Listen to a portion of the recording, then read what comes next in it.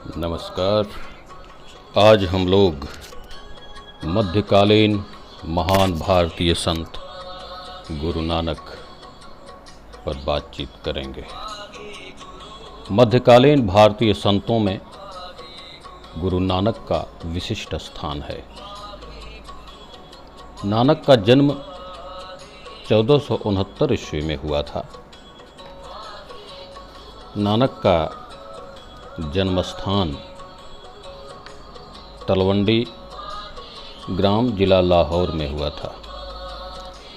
इनका स्वर्गवास 1532 ईस्वी में हुआ। इनके पिता का नाम कालूचंद खत्री तथा माँ का नाम तृप्ता था। इनकी पत्नी का नाम सुलक्षणी था। नानक को शिक्षा प्राप्त करने के लिए एक स्थानीय पाठशाला में भेजा गया, लेकिन उनकी पढ़ने लिखने में कोई बहुत रुचि नहीं थी। वह अधिकतम समय ऋषियों, साधुओं, सन्यासियों के साथ व्यतीत करते थे। गुरु नानक अपने विद्यालय में जब जाते थे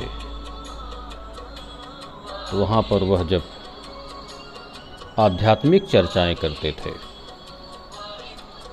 तो लोग चकित हो जाते थे। बचपन से ही धार्मिक प्रवृत्ति के थे, चिंतनशील बालक थे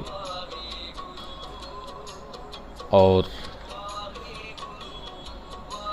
वो बचपन में ही संतों के सानिध्य में रहकर युवावस्था तक हिंदू धर्म और इस्लाम की महत्वपूर्ण बातों का उन्होंने ज्ञान प्राप्त कर लिया था।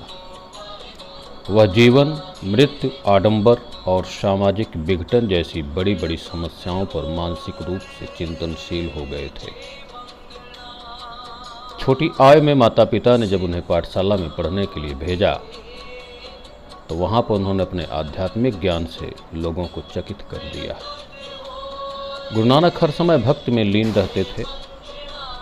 छोटे साथी बच्चों के साथ सेवा और सुमिरन का अभ्यास करते थे और करवाते थे। उनके पिता ने परेशान होकर उनको एक बार 20 रुपए देकर कुछ व्यापार करने के लिए भेजा और कहा कि अच्छा खरा सौदा करके वापस लौट आओ। बालक नानक के साथ एक साथी मरासी मर्दान को भेजा। कुछ दूर निकल जाने पर एक स्थान पर कुछ भूखे साधु मिले।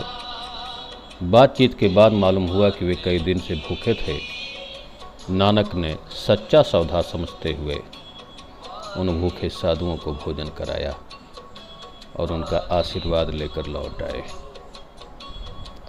तात्पर्य कहने का ये कि भूखे को भोजन कराना गुरु नानक सच्चा सौदा, खरा सौदा मानते थे और शायद इसीलिए उनके पिता ने उन्हें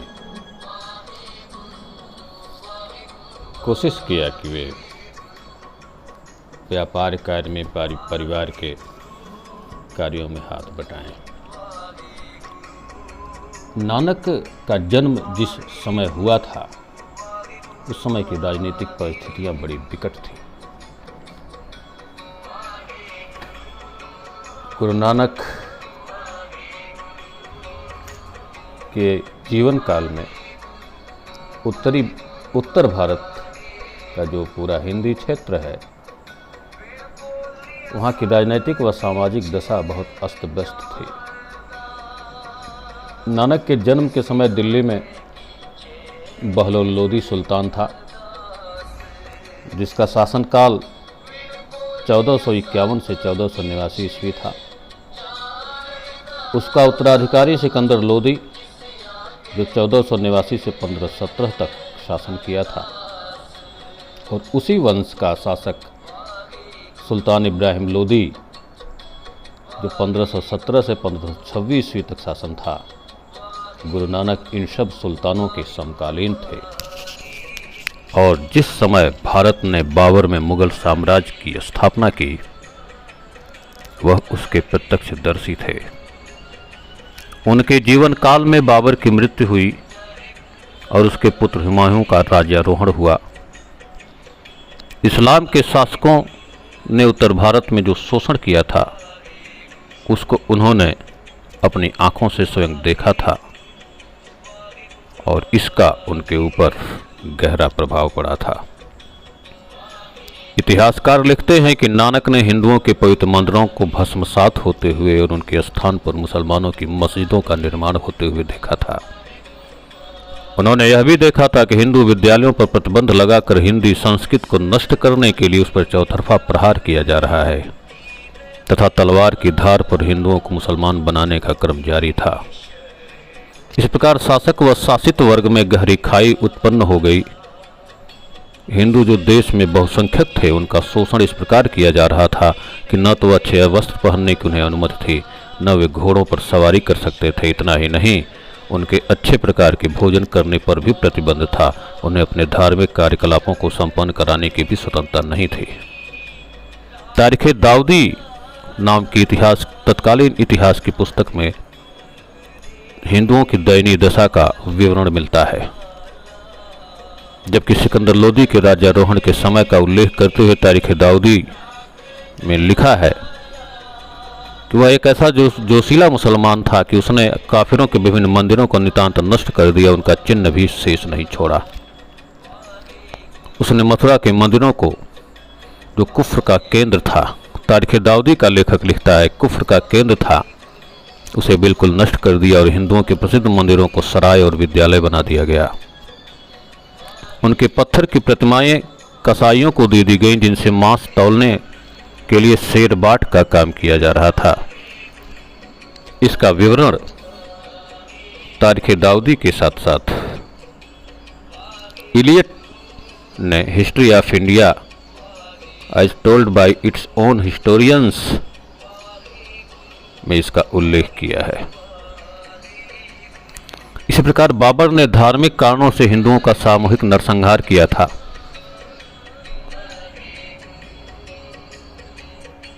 एक स्थान का उल्लेख करते हुए, उदाहरण स्वरूप जिसको अमीनाबाद कहा जाता है, उस समय सैयदपुर उसका नाम था, जहां पर हिंदुओं द्वारा विरोध करने पर बाबर ने उनके सामूहिक नरसंहार का आदेश दिया। बाबर के सैनिकों ने वहां कत्लेआम मचा दिया। बहुत बड़ी संख्या में स्त्रियों को उन्होंने दास बना लिया। संपूर्ण शहर को लूटकर उसे अग्नि में भस्म कर दिया गया। नानक और उनके शिष्य लालू को लूट की सामग्री सिर पर लाद कर ढोने के लिए मजबूर किया गया। बंदियों के साथ, विशेष रूप से स्त्रियों के साथ बाबर के सैनिकों ने जो बर्बरतापूर्व व्यवहार किया, उसका नानक के ऊपर गहरा असर पड़ा। उन्हें बहुत सदमा पहुंचा। वे इस दुख को सहन न कर सके। इस तरह के वातावरण में नानक के व्यक्तित्व का विकास हुआ। इन सब घटनाओं ने नानक के जीवन पर बहुत प्रभाव डाला। इसका उल्लेख ए life sketch of Guru Nanak नामक पुस्तक में दिया गया है। उस समय देश का धार्मिक ही नहीं बल्कि सामाजिक वातावरण भी पतनोन्मुख था। जाति प्रथा, छुआछूत, ऊंच नीच का भेदभाव भी काफी बढ़ चुका था। लोगों का चारित्रिक पतन अपने शिखर बिंदु तक पहुंच चुका था। नानक अपने समय की सामाजिक एवं राजनीतिक पतन से अत्यंत दुखी थे। उन्होंने कहा था कि इस समय कोई ऐसा व्यक्ति नहीं जो घूस नहीं लेता था और बिना घूस दिए किसी को न्याय नहीं मिलता था। इसका उल्लेख द सिख रिलीजन नामक पुस्तक में मैक्यूलिफ ने किया है। जैसा कि बताया गया कि नानक का प्रारंभिक जीवन बड़े उतार चढ़ाव में बीता। नानक ने प्रारंभिक समय में भारतीय इतिहास का राजनीतिक दौर देखा था, जिसमें संहार, युद्ध और शासकीय षड्यंत्र, अराजकता और धार्मिक रूप से कट्टरता का युग था।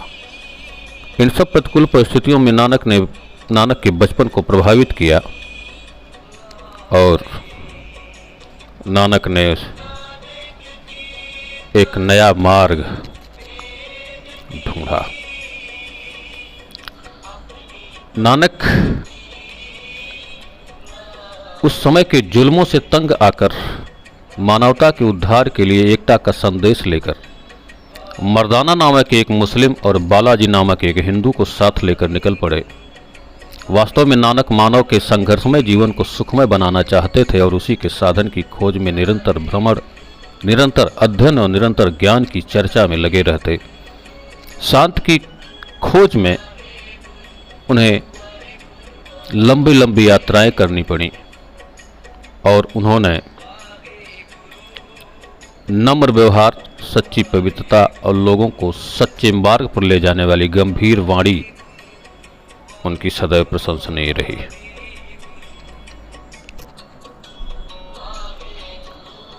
परमात्मा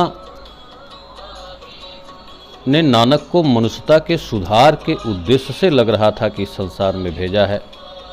समाज में व्याप्त सभी बुराइयों और असमानताओं को उन्होंने अत्यंत साहस के साथ उसकी निंदा की, कायरता, हिंदू समाज की कायरता की निंदा की और उन्हें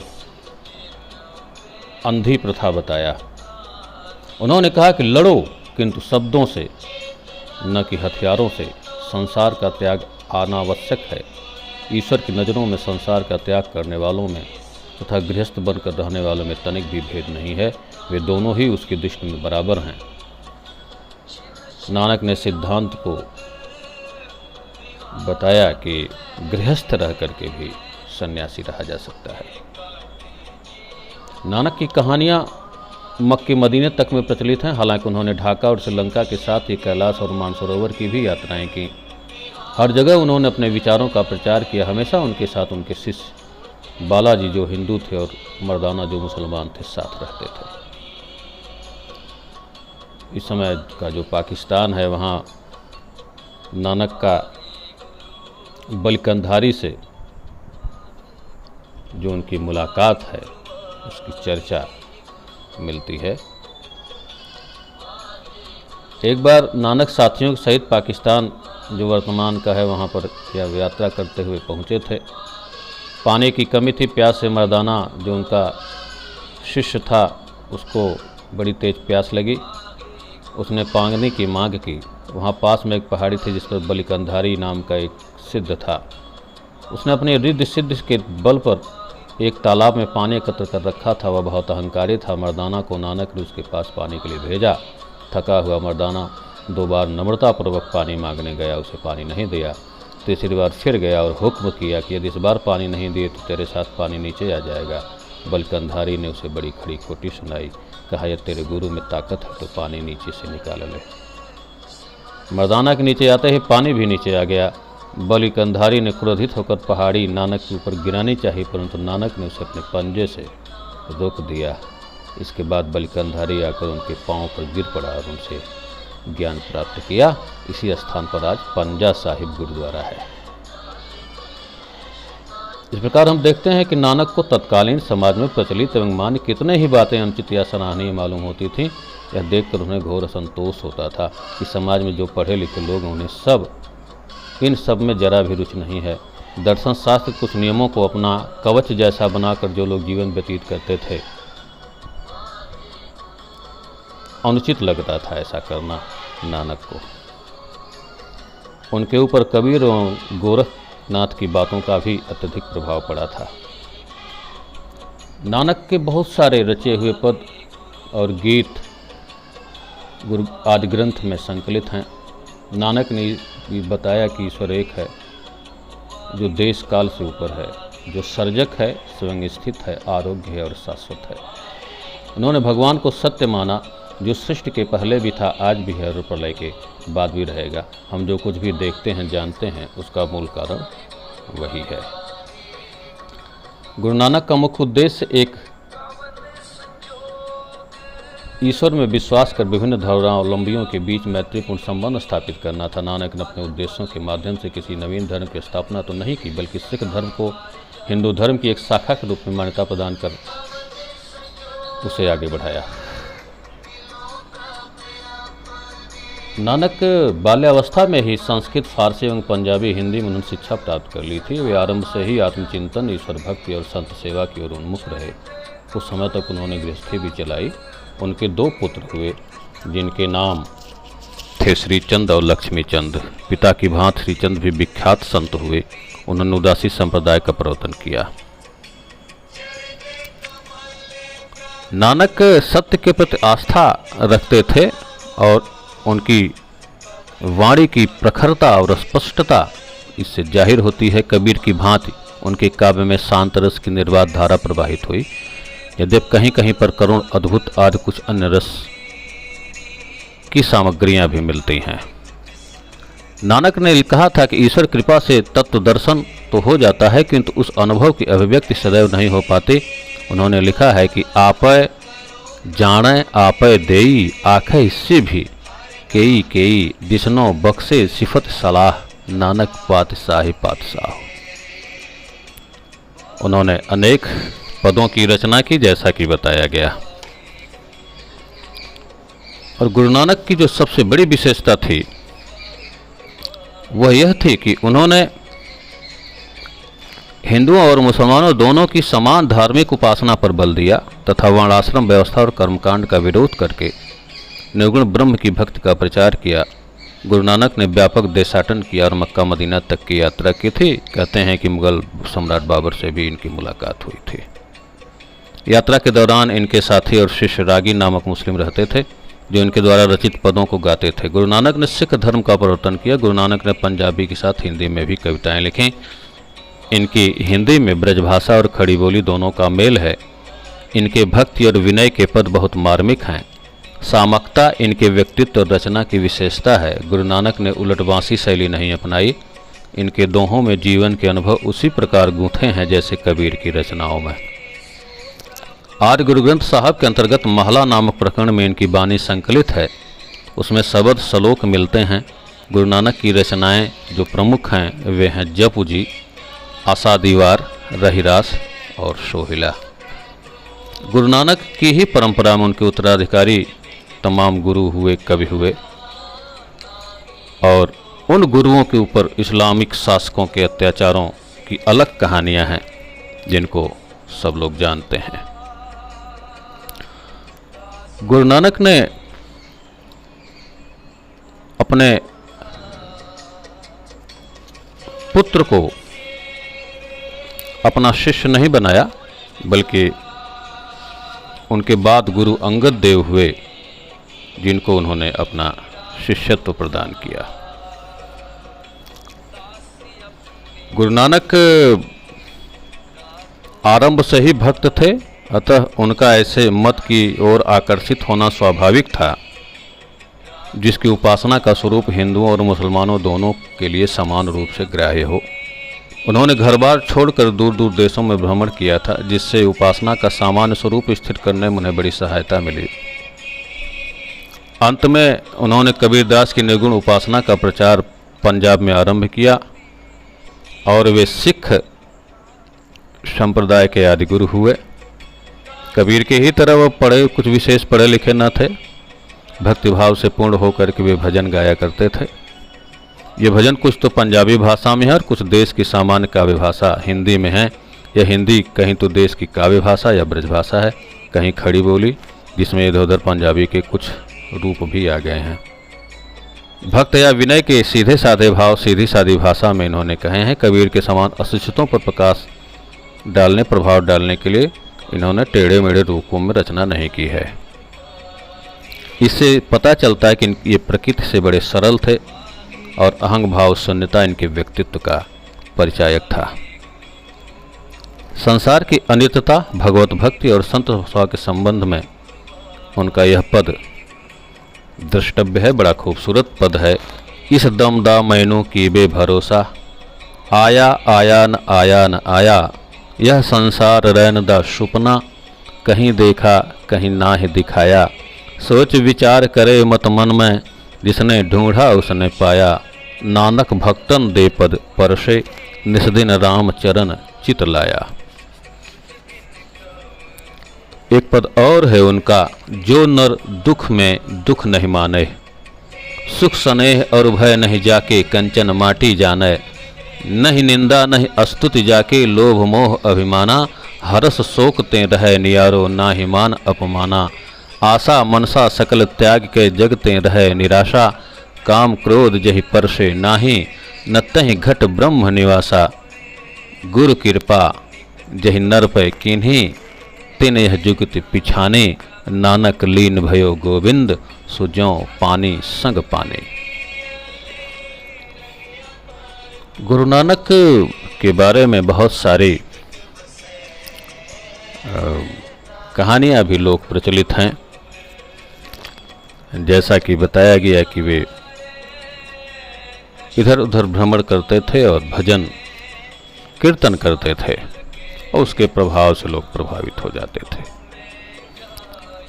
एक इसी के संबंध में एक किंवदंती है, जिसके अनुसार एक उजाड़ बियाबान में एक ठग रहता था, जिसने अपने महल में मंदिर मस्जिद हर धर्म से संबंधित इबादतगाह बना रखी थी, और जो भी मुसाफिर उधर से गुजरता वह गुजरने वाले व्यापारी मुसाफिरों की अच्छी सुविधाजनक जगह बनाया हुआ था और उन व्यापारियों को वहाँ ठहरने की व्यवस्था करता था और सारी सुख सुविधाएं उनके लिए बना रखा था। दिन में पहले उनकी खूब सेवा करता और रात को कत्ल करके लूट लिया करता था। गुरु नानक जब वहाँ गए तो उसने परंपरागत ढंग से गुरु नानक की भी खूब सेवा की, जैसे व्यापारियों की करता था। चेहरे पर गुरु नानक के चमक देखकर, नूर देखकर वह समझ गया कि इनके पास बड़ा माल होगा। रात को सोने के बजाय नानक ने गुरुबानी का ऐसा शब्द गायन किया, रात भर भजन गाते रहे कि वह जो ठग है अपने गुनाहों का उसे आभास हो गया। वह नानक के चरणों में आ गिरा। नानक ने उसके गुनाह माफ़ कर उसे अपनी सेवा में लगा दिया, सुमिरन में लगा दिया। इस प्रकार की अनेकों घटनाओं से नानक का जीवन भरा हुआ है, जो स्पष्ट करता है कि उन्होंने सामाजिक बुराइयों को दूर कर समानता, बंधुता, ईमानदारी तथा सृजनात्मक शारीरिक श्रम के द्वारा जीविकोपार्जन पर आधारित नई समाज व्यवस्था स्थापित करने का प्रयास किया। और आप देख सकते हैं कि गुरु नानक और तमाम संतों ने जो शारीरिक श्रम के द्वारा जीविकोपार्जन करना चाहिए, यह जो नई समाज व्यवस्था स्थापित किया, गुरु नानक के इस नई समाज व्यवस्था का असर आज भी सिख समुदाय पर देखा जाता है। और अपने सिख समुदाय के लोग कहीं भी भिक्षाटन पकड़ते हुए नहीं पाए जाते।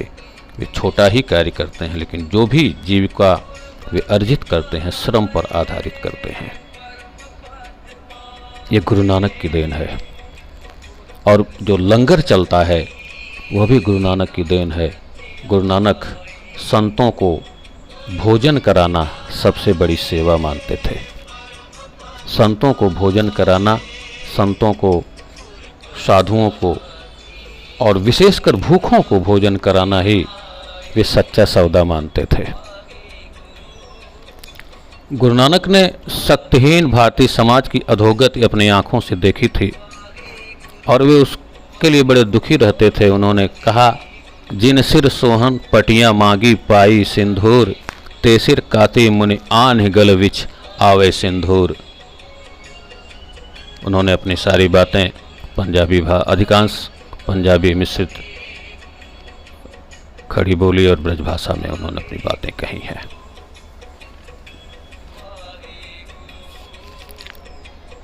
गुरु नानक ने लोक कल्याण का वास्तविक आधार मन का शांति बताया कि मन की शांति में ही कल्याण हो सकता है।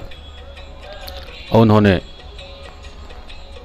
लिखा है कि सिभृत शास्त्र पढ़हि पुराना, वाद वरत्राणहि तन न जाना, विन गुर पूरे तत्त न पाइए, सच सुचे सच रहा है।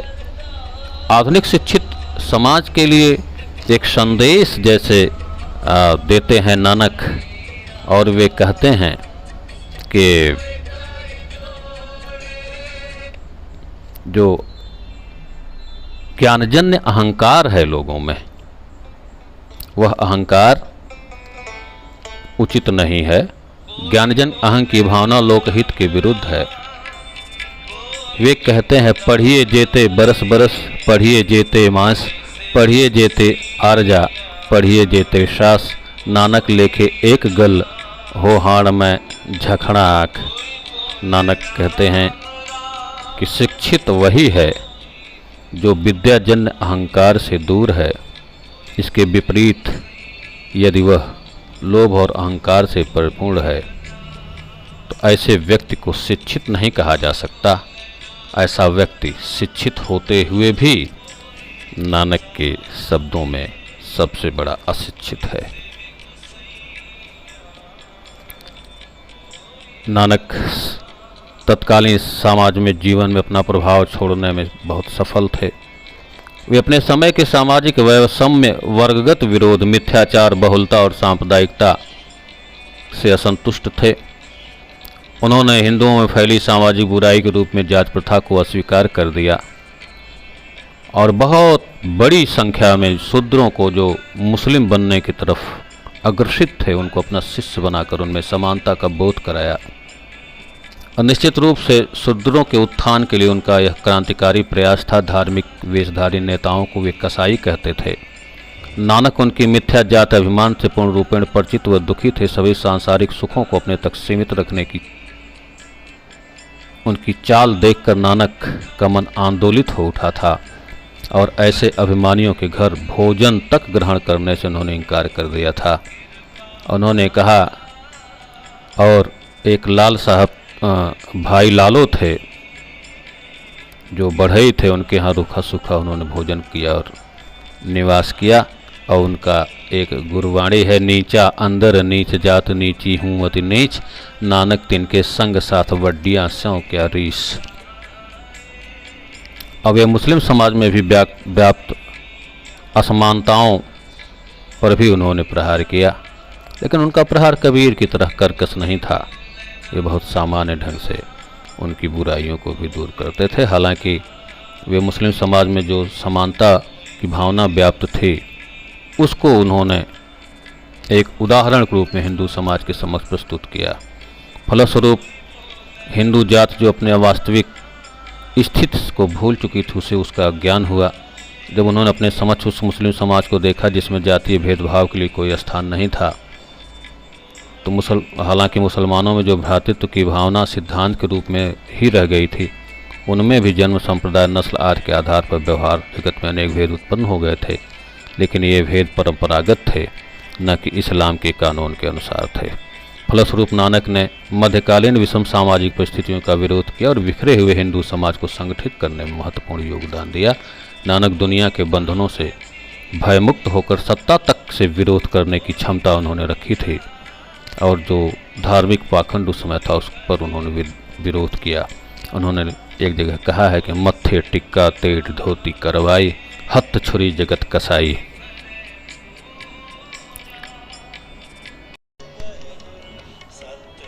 गुरु नानक का जो व्यक्तित्व है इस्लाम के प्रति एक खास तरह की प्रतिक्रिया से उपजा है।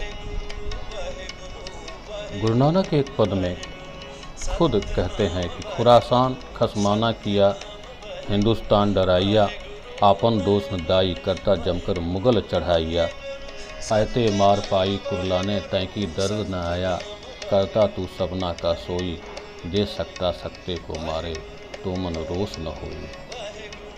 इस प्रकार से गुरु नानक की वाणी और उनके बाद गुरु रामदास तथा गुरु गोविंद सिंह की जो वाणी है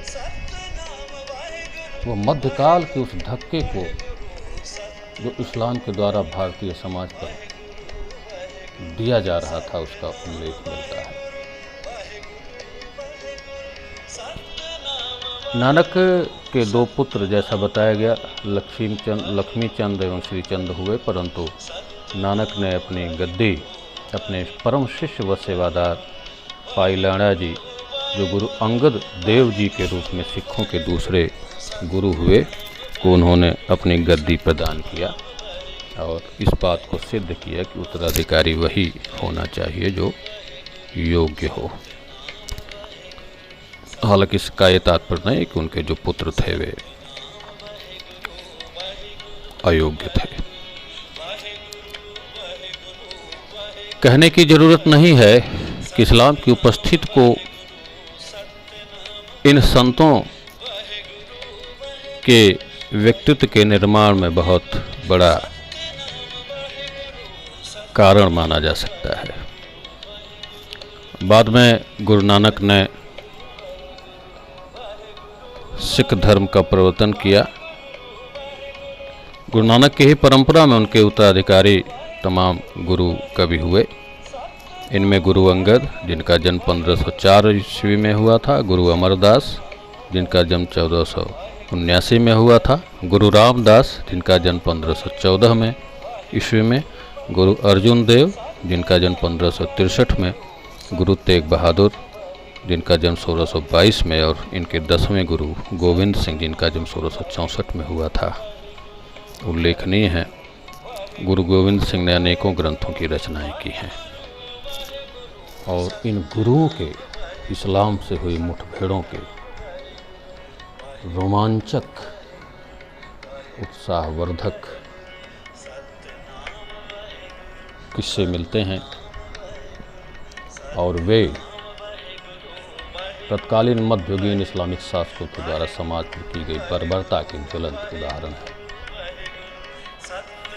अंततः यह कहते हुए कि गुरु नानक द्वारा प्रतिपादित धार्मिक सिद्धांत का उनके उत्तराधिकारियों ने उसी रूप में प्रचार किया। नानक ने सहज और बहुत ही प्रासंगिक संदेश भारतीय समाज को देकर के उस समय प्रभावित किया। नानक मध्य युग के एक धर्मगुरु ही नहीं बल्कि एक बड़े समाज सुधारक थे। उन्होंने न केवल जात पात, ऊंच नीच और छुआछूत का विरोध किया बल्कि धार्मिक एकता को भी स्थापित करने का प्रयास किया। नानक के उपदेश आज भी उतने ही व्यवहारिक और सामयिक हैं जितने तब थे। बहुत बहुत धन्यवाद।